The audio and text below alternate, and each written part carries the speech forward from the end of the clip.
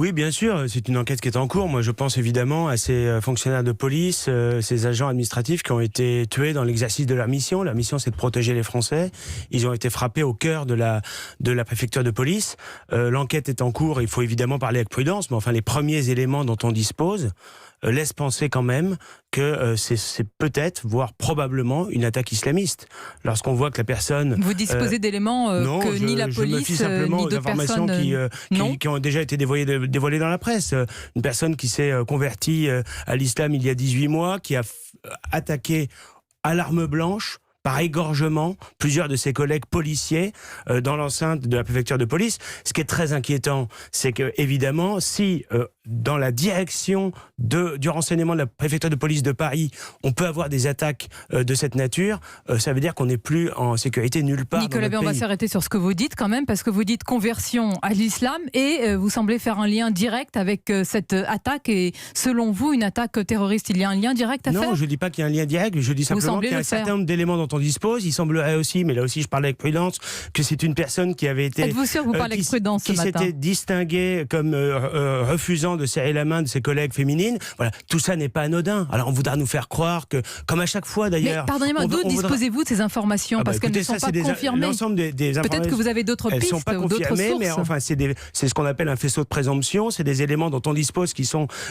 été livrés dans les médias. Et donc évidemment, on est obligé d'en tenir compte. Mais comme à chaque fois, on nous fait toujours un peu le même coup. On nous dit, voilà, c'est une personne qui est sans doute, qui a des problèmes psychologiques ou psychiatriques, etc. On essaie de trouver à chaque fois des justifications, et puis on s'aperçoit a posteriori qu'il y a un mobile différent. Alors, mais quand vous dites à chaque fois, c'est-à-dire que vous remettez en cause ce que dit le préfet, les enquêteurs à l'actuel, le ministre de l'Intérieur qui a indiqué hier, je cite, que l'individu n'a jamais présenté de problème de comportement. Oui, mais ça, c'est ce que M. Castaner a dit, et ça, il en prend la responsabilité, mais encore une fois, les informations qui ont été dévoilées par vos confrères journalistes nous indiquent un certain nombre d'éléments qu'on ne peut pas ne pas prendre en compte. Rien que la méthode, attaquer au couteau à l'arme blanche par égorgement plusieurs de ses collègues dans l'enceinte de la préfecture de police, c'est pas anodin. Attaquer des policiers à l'arme blanche.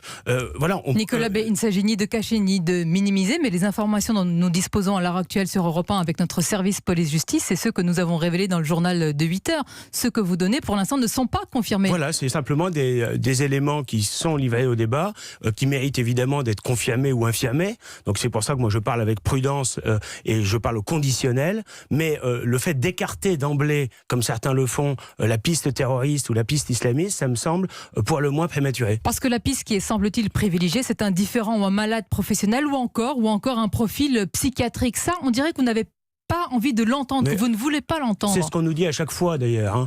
Et d'ailleurs, c'est intéressant parce qu'on fait toujours comme s'il y avait une frontière absolument étanche entre la folie psychiatrique et le fait d'avoir des comportements terroristes ou islamistes. Mais en réalité, pour se mettre dans un camion et aller tuer 80 personnes sur la promenade des Anglais, il ne faut pas être tout à fait sain d'esprit, je pense. Donc en réalité, il n'y a pas forcément une frontière étanche. Encore une fois, moi, je suis pas en train de porter... Il y a une différence entre sain d'esprit et la maladie mentale, mais je comprends aussi ce que vous dites, mais vous allez loin. Est-ce que vous dites que le gouvernement cache quelque chose, que le ministre de l'Intérieur cache quelque chose ? Malheureusement, pour l'instant, on déplore des victimes, on pense évidemment à ces victimes et à leurs familles. L'enquête est en cours et donc il faut laisser cette enquête se mener, mais à condition évidemment qu'on en ait des conclusions et si possible le plus rapidement possible. Je pense que cette exigence de vérité, le gouvernement la doit à nos compatriotes.